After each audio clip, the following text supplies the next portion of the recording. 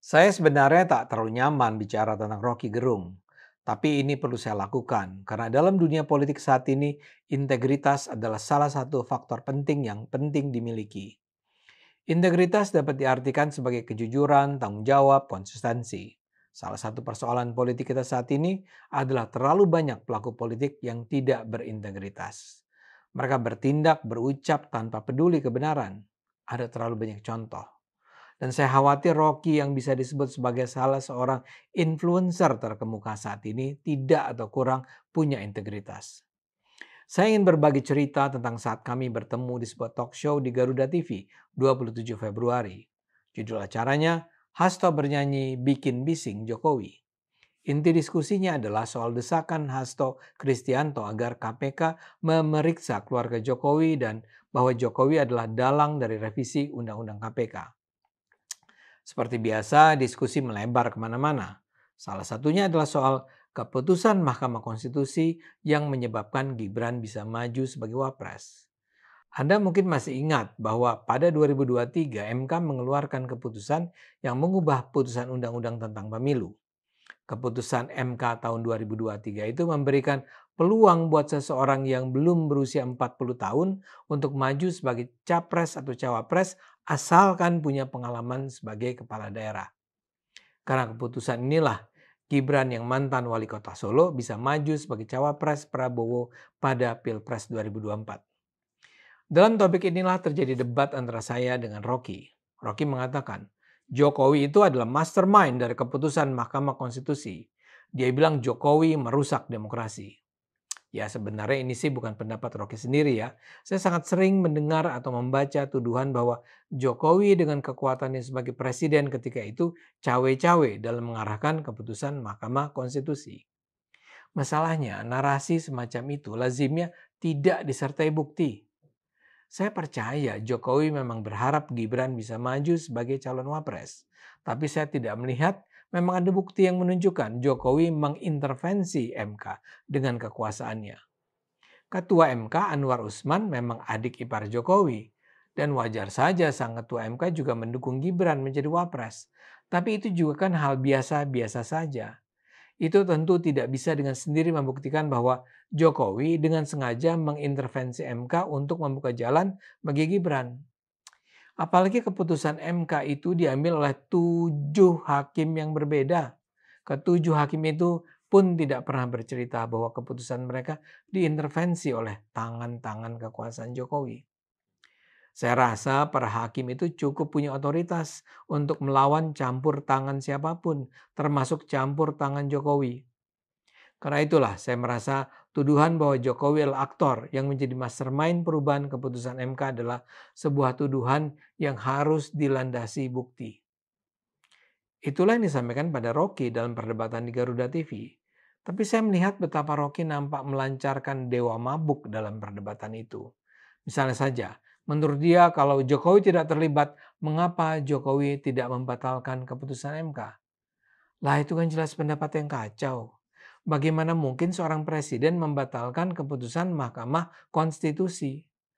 Rocky kok seperti nggak paham dengan hierarki kekuasaan bahwa MK bukanlah bawahannya presiden. Dan kenapa juga Jokowi harus berusaha membatalkan keputusan MK? Seperti saya katakan, dia itu kemungkinan besar memang mendukung keputusan yang akan membuka jalan bagi Gibran. Tapi dia itu bukan tipe pemimpin yang akan menghalalkan cara apapun untuk meloloskan Gibran. Rocky saat kekeh dengan pendapatnya bahwa Jokowi mengintervensi MK. Saya katakan pada dia, berikan bukti bahwa itu dilakukan Pak Jokowi. Ditanya begitu, Rocky tiba-tiba saja berfilsafat tentang ambisi, kekuasaan, dan dinasti. Menurutnya seseorang yang berambisi pasti akan berusaha keras dan menggunakan upaya maksimal untuk mewujudkan ambisinya. Saya bilang saya pun akan berusaha keras mencapai ambisi saya, tapi kan dengan cara yang etis. Jawaban Rocky, orang ambisius itu tidak akan menggunakan batasan etis kalau perintah moralnya adalah membangun dinasti. Buat saya ini juga argumen yang kacau. Jokowi mungkin memang berharap bahwa putra-putranya melanjutkan karier ayahnya sebagai politisi atau bahkan pemimpin negara. Tapi itu tidak dengan sendirinya juga akan menyebabkan dia mengabaikan batasan-batasan etis. Karena itu saya katakan lebih baik Rocky menunjukkan pada saya, kepada publik, bukti atau indikasi bahwa Jokowi memang melakukan penyalahgunaan kekuasaan, yaitu menjadi orang di belakang keputusan MK. Jawaban Rocky adalah saya bisa membacanya setidaknya di 7 disertasi asing dan disertasi Hasto sendiri yang menjelaskan peran Jokowi. Saya minta Rocky menyebut judul-judul disertasi yang dia maksud. Rocky bilang dia tidak akan menyebut nama-nama disertasi asing itu karena orang Indonesia umumnya tidak baca karya asing. Karena itu dia bilang dia hanya menyebut disertasi Hasto Kristianto. Saya menjawab balik, saya biasa membaca karya berbahasa Inggris dan saya biasa membaca karya ilmiah internasional. Jadi saya tetap minta dia menyebut nama disertasi yang tadi dia sebut. Sebut satu saja kata saya. Dia tergagap. Kata dia harus Google dulu. Saya bilang silakan Google saja dulu. Dia tetap bertahan dan menurutnya yang bisa dia sebut adalah disertasi Hasto Kristianto. Saya jawab balik, saya tidak percaya pada Hasto. Dia bukanlah seorang intelektual. Saya jujur dengan pernyataan saya. Bagi saya disertasi Hasto tidak bisa saya percaya. Dia lulus dari program studi kajian strategis dan global di Universitas Indonesia pada Oktober 2024. Judul disertasinya Kepemimpinan Strategis dan Ketahanan Partai. Saya tidak tahu isinya apa, tapi saya meragukan validitas temuan dalam disertasinya. Hasto kan memang bukan intelektual. Sebagai politisi saja saya merasa dia banyak bohong seperti yang kita terus dengar dalam pertarungan politik saat ini. Dan kita harus ingat program studi yang dia ikuti adalah program studi yang sekarang sedang dibekukan penerimaan mahasiswa barunya karena kasus disertasi Bahlil. Promotor Bahlil adalah pimpinan program studi tersebut.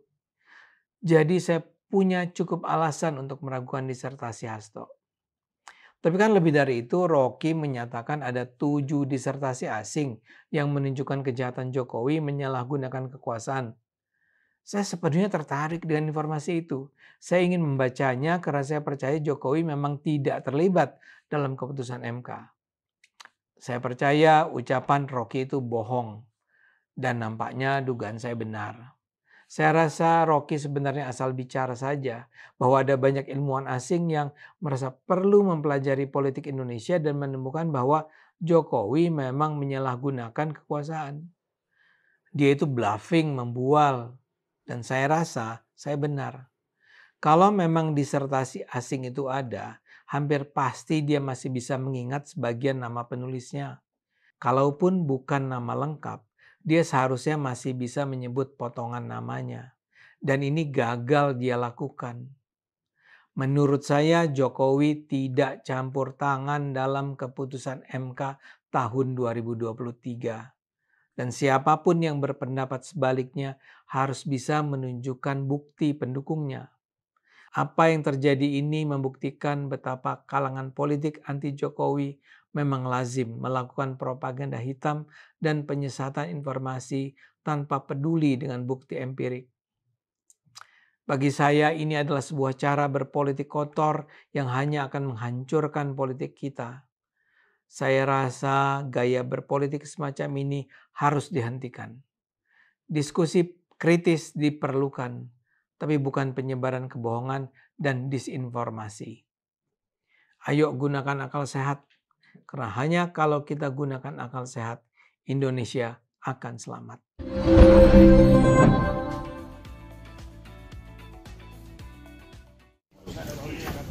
Siap, Mayor. Waduh, siap Kapten. Udah Mayor, belum? Bentar lagi. Siap, Mayor. Teddy, oh sudah. Cari Pak. Cari Pak. Nah ini baru Mayor. Ini baru Mayor. Let's go. Teddy baru. Aduh, ya Bang. Itu perusahaan guys. Kampanye Mario. Masih ingat ini? Kawan lama.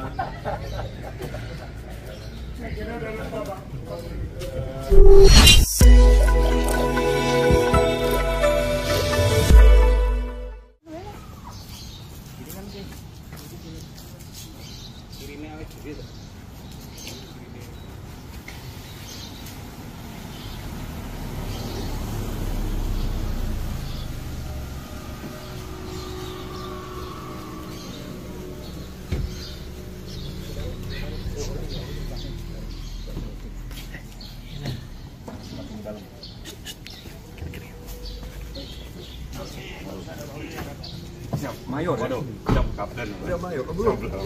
Bentar lagi. Siap komandan. Ferry oh sudah. Cari Pak. Pak cari Pak. Nah ini baru mayor Pak. Ini baru mayor. Let's go. Jadi baru. Aduh, baru pun.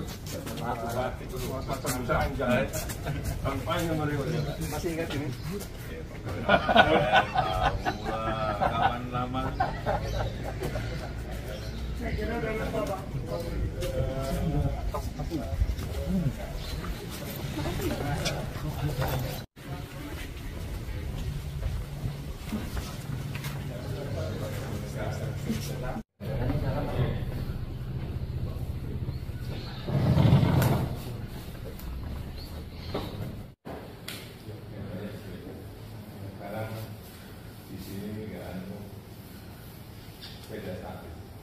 Oh, exercise. Iya, exercise. Tapi jangan paginya. Treadmill. Biasanya treadmill. Tapi saya dilarang lari. Saya dilarang lari oleh dokter sudah 11 tahun. Operasi punggung, Pak. Tadi operasi. Oh, waktu itu saya dilarang main golf dengan masalah saya nggak pernah. Dan sudah lama. Sama kemarin dari situ dipanggil Mas Heri.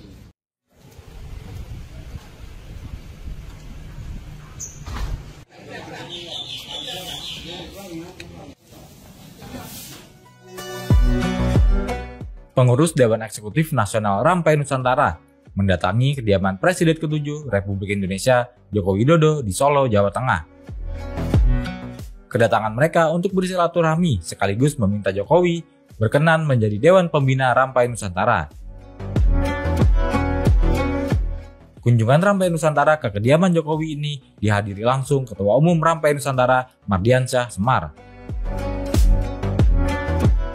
Di kediaman, rombongan dipersilakan masuk dan diterima langsung oleh Jokowi.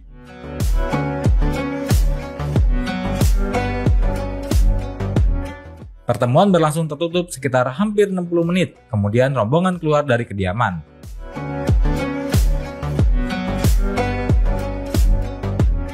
Di depan awak media, Ketum Rampai Nusantara menyampaikan bahwa kehadirannya bertemu Jokowi untuk bersilaturahmi, sekaligus membicarakan banyak hal terkait sejumlah permasalahan bangsa.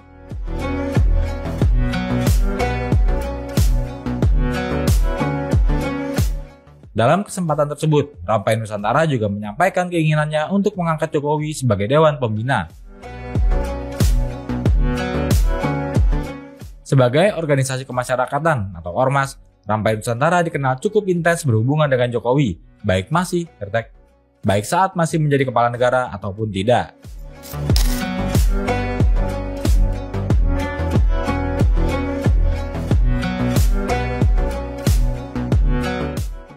Pagi.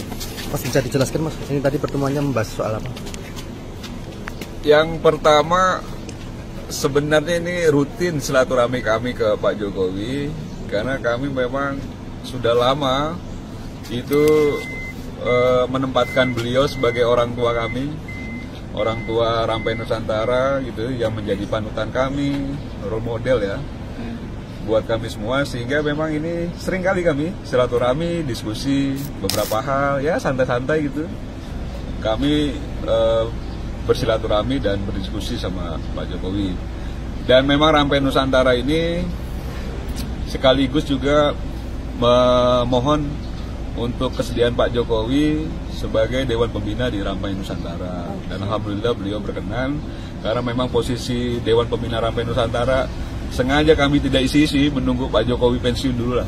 Jadi Presiden baru kami minta beliau, dan alhamdulillah beliau berkenan.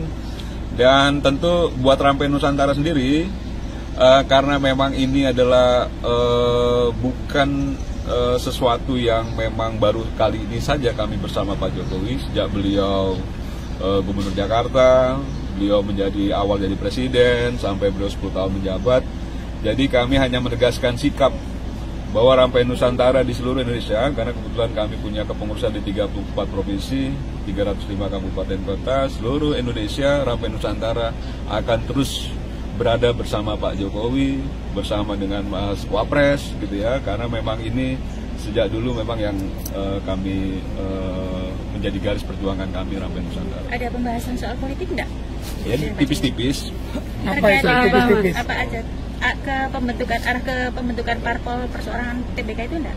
Enggak lah, Pak Jokowi itu rasa-rasanya udah milik masyarakat banyak ya. Jadi mungkin ya kalau beliau masuk partai ya dianggapnya nanti ada segmen-segmen tertentu. Tapi ya nggak tahu ya beliau kedepannya seperti apa ya. Yang pasti kami akan ikuti setiap langkah politik atau kebijakan politik yang diambil sama Pak Jokowi. Tentu Rampai Nusantara akan membersamai terus Pak Jokowi. Tapi kalau ditanya partai nanti tanya beliau. Tapi yang pasti menurut saya sih Pak Jokowi milik rakyat Indonesia ya. Kalau tanggapannya apa? Ya kalau Rampai Nusantara kan jelas sejak awal bahwa memang kami membersamai Pak Jokowi itu dari belasan tahun lalu. Jadi kalau sekarang Pak Jokowi sudah pensiun pun kami tetap bersama dengan Pak Jokowi dalam posisi situasi kondisi politik apapun kami akan selalu bersama Pak Jokowi. Termasuk jika Pak Jokowi memang ingin melangkah lebih jauh dalam dunia politik, pasti insya Allah Rampai Nusantara juga akan berada pada barisannya Pak Jokowi. Siap. Terima kasih.